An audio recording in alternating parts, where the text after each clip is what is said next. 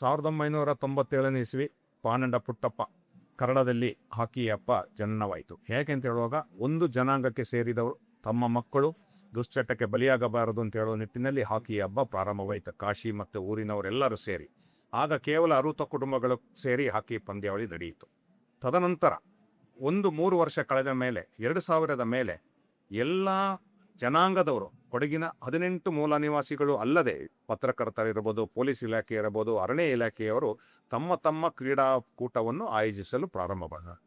ಅದು ಹೇಗೆ ಬೆಳೆದ ಅಂತಂದರೆ, ಟೆನ್ನಿಸ್ ಬಾಲ್ ಕ್ರಿಕೆಟ್ ಪ್ರಾರಂಭವಾಯಿತು, ವಾಲಿಬಾಲ್ ನಡೆಯಿತು, ಕುಟುಂಬದೊಳಗಡೆ ಹಗ್ಗ ಜೂಜಾಟ ನಡೆಯಿತು, ಕಬಡ್ಡಿ ನಡೀತಾ ಇದೆ, ಈಗ ಫುಟ್ಬಾಲ್ ನಡೀತಾ ಇದೆ. ಈ ಥರ ತರಾವರಿ ಕ್ರೀಡಾಕೂಟಗಳು ಎಲ್ಲ ಜನಾಂಗದಲ್ಲಿ, ಕೊಡಗಿನ ಮೂಲೆ ಮೂಲೆಗಳಲ್ಲಿ ಎಲ್ಲ ಸಂಘ ಸಂಸ್ಥೆಗಳು ಅವರವರ ಜಾತಿಗೆ ಸೀಮಿತಪಟ್ಟ ಕ್ರೀಡಾಗಳನ್ನು ಪ್ರಾರಂಭವಾಯಿತು. ಇದಕ್ಕೆಲ್ಲರಿಗೂ ಮೂಲ ಕಾರಣ ಪಾನಂಡ ಪುಟ್ಟಪ್ಪನ.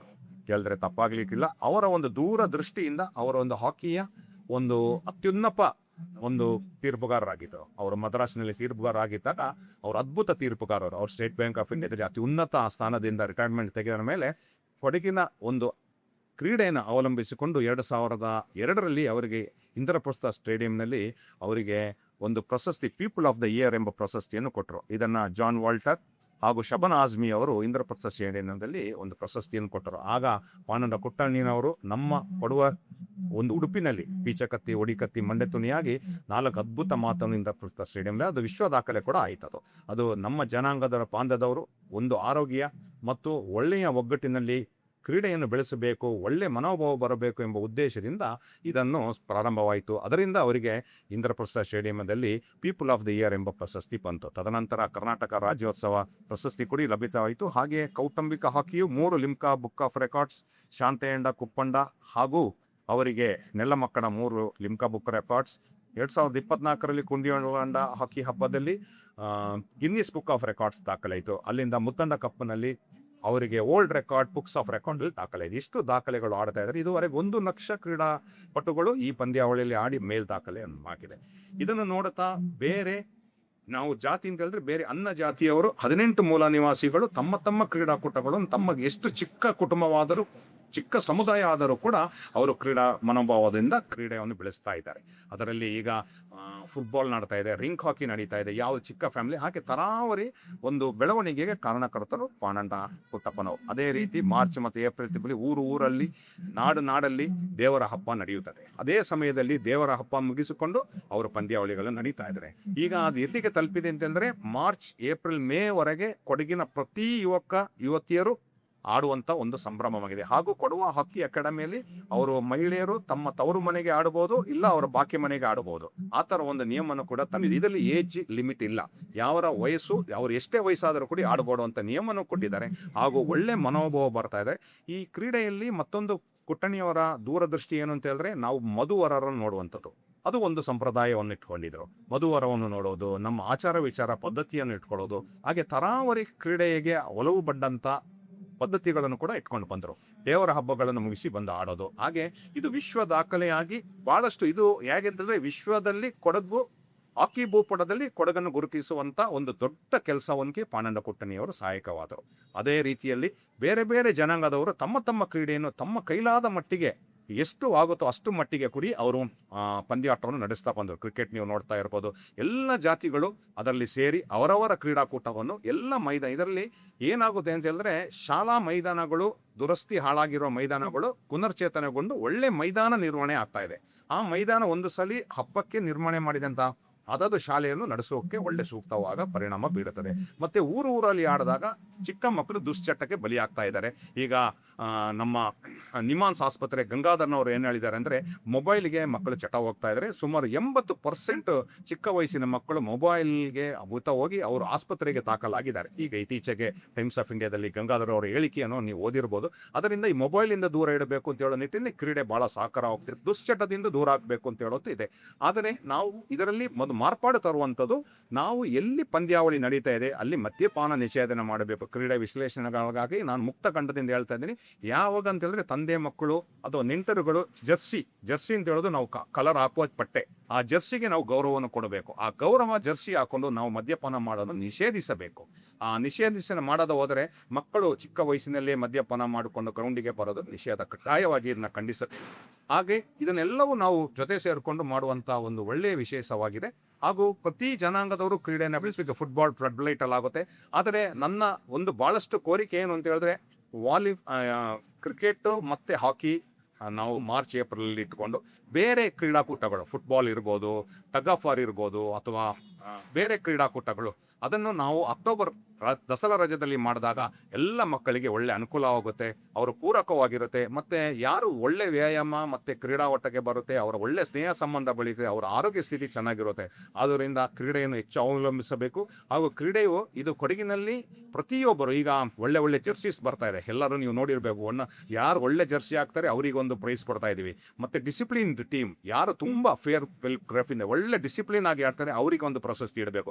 ಕಪ್ಪು ಯಾರು ಬೇಕಾದ್ರೆ ಗೆಲ್ಬೋದು, ನಾವು ಹೇಳಿದ ಮಾತಲ್ಲ, ಲೆಜೆಂಡ್ರಿ ಪೀಳೆ ಹೇಳಿದಂಥ ಮತ್ತು ಕಪ್ಪು ಅಥವಾ ಪಂದ್ಯಾವಳಿ ಯಾರು ಬೇಕಾದ್ರೆ ಗೆಲ್ಲಬಹುದು. ಆದರೆ ಆಟವನ್ನು ಗೌರವಿಸಬೇಕು ಇಲ್ಲಿ, ಹಾಗೂ ಪಂದ್ಯಾವಳಿಯನ್ನು ಗೌರವಿಸಬೇಕು. ಆಯೋಜಕರು ಎಷ್ಟು ಕಷ್ಟಪಟ್ಟು ಪಂದ್ಯಾವಳಿ ನಡೆಸ್ತಾರೆ ಅದಕ್ಕೆ ಗೌರವ ನಾವು ಕೊಡಬೇಕು. ಆದುದರಿಂದ ಈ ಪಂದ್ಯಾವಳಿ ಗೌರವ, ಆಟಗಾರರಿಗೆ ಗೌರವ, ಕ್ರೀಡಾ ಮನೋಭಾವದಿಂದ ಆಡೋದು, ಇದು ಮೂರನ್ನು ನಮಗೆ ಈ ಕೌಟುಂಬಿಕ ಹಾಕಿ ಹಬ್ಬ ಕಲಿಸ್ತದೆ. ಕೌಟುಂಬಿಕ ಹಾಕಿ ಹಬ್ಬ ಏನು ಕಲಿಸ್ತದೆ ಅಂತಂದರೆ ಹಿರಿಯರಿಗೆ ಗೌರವ ಕೊಡೋದು, ಹಿರಿಯರನ್ನು ಹೇಗೆ ನಡೆಸ್ಕೊಳ್ಬೇಕು ಅಂತ ಹೇಳುವಂಥದ್ದು ಬದಲಾವಣೆ ಇಲ್ಲಿ ಮಾಡ್ತಾರೆ. ನಾವು ಸಂಸಾರವಾಗಿ ಬರ್ತೀವಿ.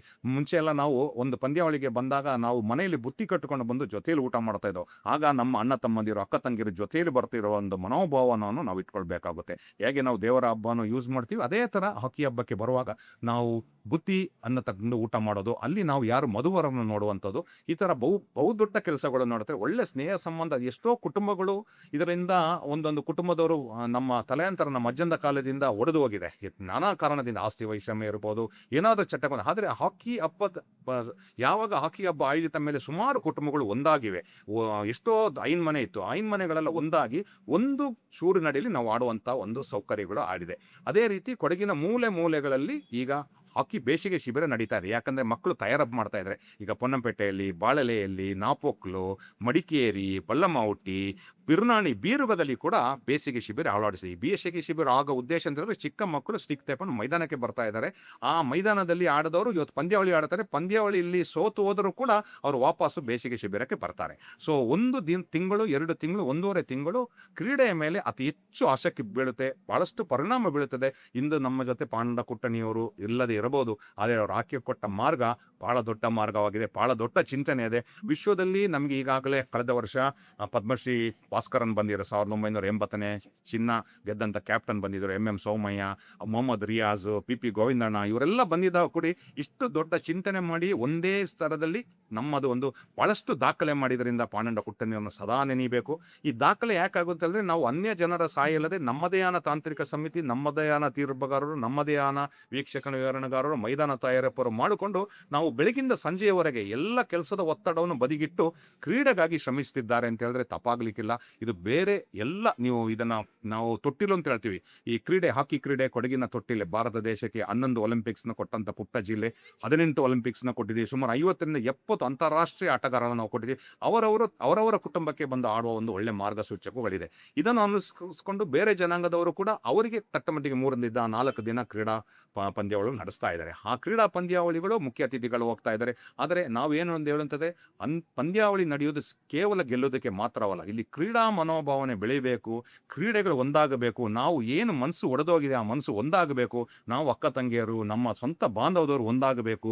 ನಾವೆಲ್ಲರೂ ಪತ್ರಕರ್ತರು ಇರ್ಬೋದು, ಅಥವಾ ಪೊಲೀಸ್ ಇಲಾಖೆ ಇರಬೇಕು, ಯಾರು ಇತರ ಕೂಡ ನಮ್ಗೆ ಸೆಕ್ಯೂರಿಟಿ ಗಾರ್ಡ್ಸ್ ಇರ್ತಾರೆ. ಅದರೆಲ್ಲ ನಾವು ಒಂದೇ ಸೂರಲ್ಲಿ ನೋಡಿಕೊಂಡು ನಾವು ಭಾಳಷ್ಟು ಅವರಿಗೆ ಉತ್ತೇಜನ ಕೊಟ್ಕೊಂಡು ನಾವು ಗೌರವವನ್ನು ಕೊಟ್ಟುಕೊಂಡು ಹಾಕಿಯನ್ನು ಉಳಿಸಬೇಕು ಹಾಗೂ ಕ್ರೀಡೆಯನ್ನು ಉಳಿಸಬೇಕು ಅಂತ ಹೇಳುವ ಸಂದೇಶವನ್ನು ಮಾಡಲಿಕ್ಕೆ ಪಾಂಡ ಕುಟ್ಟಪ್ಪನವರು ಸ್ಥಾಪಿತವಾಗಿದ್ದಾರೆ.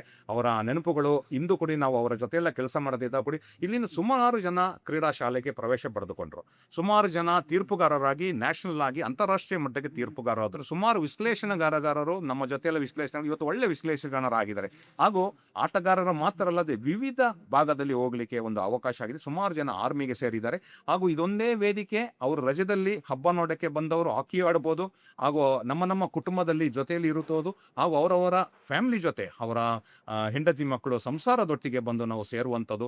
ಹಾಗೂ ನಮ್ಮ ಮಕ್ಕಳು ನಮ್ಮ ಕಣ್ಣು ಮುಂದೆ, ನಮ್ಮ ತಾತಂದಿರಿರ್ಬೋದು ಅಥವಾ ಮಕ್ಕಳಿರ್ಬೋದು, ಮರಿ ಮಕ್ಕಳಿರ್ಬೋದು, ಅವು ನೋಡೋ ಒಂದು ಅವಕಾಶ ನನಗೆ ದೇವರು ಕಲ್ಪಿಸ್ಕೊಟ್ಟಿದ್ದಾರೆ. ಇದೆಲ್ಲದಕ್ಕೂ ಕಾರಣಕರ್ತರು ನಮ್ಮ ಪಾಂಡ ಕುಟ್ಟಣಿ ಅಂದರೆ ತಪ್ಪಾಗಲಿಕ್ಕಿಲ್ಲ. ಇದನ್ನು ಇದನ್ನು ಉಳಿಸಿ ಬೆಳೆಸೋ ಒಂದು ಜವಾಬ್ದಾರಿ ಕೊಡವ ಹಾಕಿ ಅಕಾಡೆಮಿ ಮೇಲೆ ಇದೆ. ಹಾಗೂ ಬೇರೆ ಬೇರೆ ಸಂಘ ಸಂಸ್ಥೆಗಳು ಏನು ಫುಟ್ಬಾಲ್ ಇರ್ಬೋದು, ಹಾಕಿ ಇರ್ಬೋದು, ಆ ಸಂಘ ಸಂಸ್ಥೆಗಳು ಇದನ್ನು ಒಟ್ಟಿಗೆ ಸೇರಿಕೊಂಡು ಒಂದೇ ಸಮತೋಲನದಲ್ಲಿ ಹೋದಾಗ ಕೊಡಗಿನ ಭವಿಷ್ಯಗಳು ಮುಂದೆ ಇದೆ. ನಾವು ಮುಂದೆ ಭಾರತ ದೇಶಕ್ಕೆ ಕೊಡಗಿನ ಯಾವ ಕ್ರೀಡೆಯಲ್ಲಿ ಇರ್ಬೋದು ಭಾರತದ ಅವರು ನೀಲಿ ಬಣ್ಣದ ಜರ್ಸಿ ಹಾಕಬೇಕು ಅಂತ ಹೇಳೋ ಒಂದೇ ಒಂದು ಉದ್ದೇಶ ಕಾರಣಕ್ಕಾಗಿ ಇಷ್ಟು ಶ್ರಮ ಪಡ್ತಾ ಇದ್ದಾರೆ. ಎಲ್ಲರೂ ಅವರವರ ಶ್ರಮ ಪಡ್ತಾ ಇದ್ದಾರೆ. ಆದುದರಿಂದ ಇದು ಉನ್ನತವಾಗಿ ಬೆಳೀಲಿ ಅಂತ ಹೇಳಲಿಕ್ಕೆ ನಾನು ಆಸೆ ಪಡ್ತಾ ಇದ್ದೇನೆ.